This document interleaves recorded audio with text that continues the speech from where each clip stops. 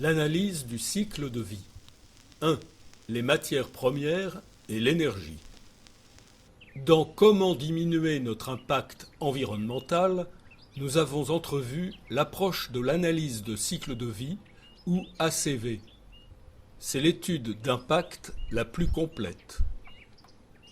Voici le rappel de l'approche du berceau à la tombe de l'ACV. Pour un produit, les étapes générales à considérer sont l'acquisition des matières premières et les sources d'énergie, le transport et la distribution, les étapes de production, l'utilisation du produit, la gestion de la fin de vie, recyclage, destruction, entreposage, revalorisation, la production, vie, fin de vie, des infrastructures nécessaires à toutes ces étapes.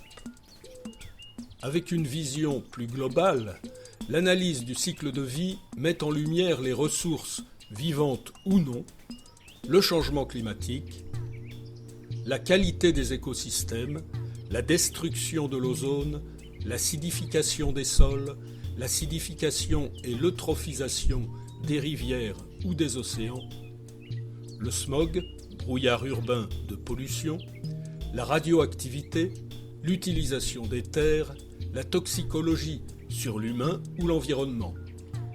Le sujet est vaste. Nous verrons cela en plusieurs parties. Tout d'abord, voyons les matières premières et l'énergie. On représente souvent l'ACV sous forme de boucle. La boucle, ou les boucles, est le cycle de la nature. Il s'agit d'un circuit fermé, sans perte.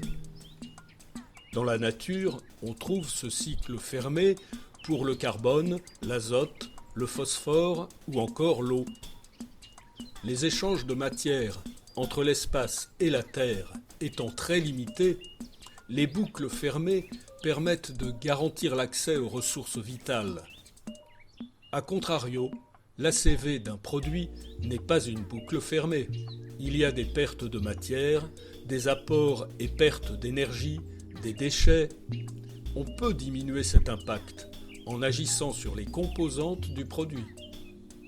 L'acquisition des matières premières peut être remplacée par des matières issues du recyclage ou du reconditionnement.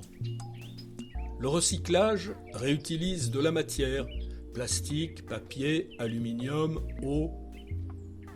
Parfois, le recyclage est à 100%, infini et sans perte de qualité physiques et chimiques, comme dans le cas de l'aluminium.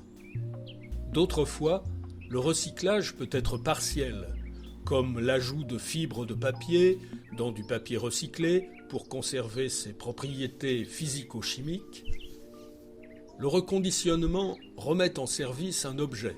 Cela peut inclure de la réparation, du relooking, une remise en paramètres d'usine, une remise à niveau ou encore un simple nettoyage.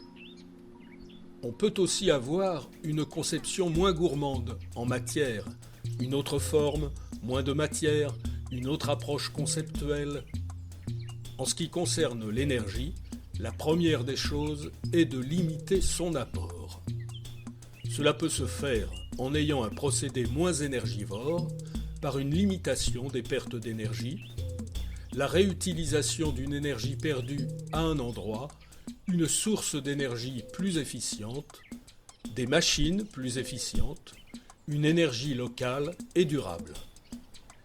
La limitation des pertes d'énergie peut se faire par la maintenance, en vérifiant qu'il n'y a pas de surconsommation par rapport à la théorie. On peut aussi limiter les pertes d'énergie par le calorifugage ou encore l'isolation.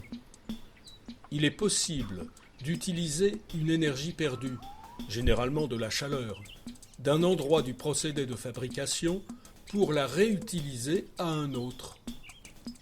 La réutilisation peut se faire aussi par symbiose industrielle, en se servant d'une perte, énergie, eau, matière, d'une entreprise proche.